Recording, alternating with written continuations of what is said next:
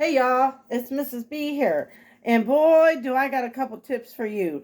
You know, we all like to use that chocolate you heat up in the microwave, but if for some reason it gets too thick too fast, add a little bit of 2% milk, and that will make it nice and moist again. I'm tickled to death. I just discovered something because it's milk chocolate. So look at that. That chocolate is dripping off that mango. Okay, my first boo boo. Okay, but I'm gonna go ahead and just dip that grape and that banana because I'm making fruit shish kebabs.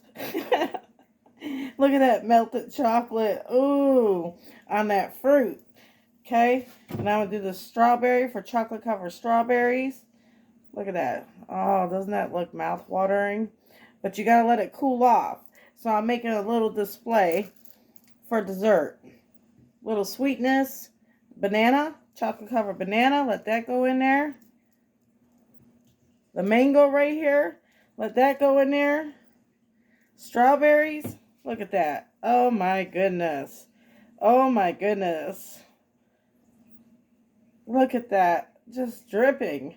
Anyway, from my kitchen to your kitchen, you know, a sweet dessert, but it's your fruit.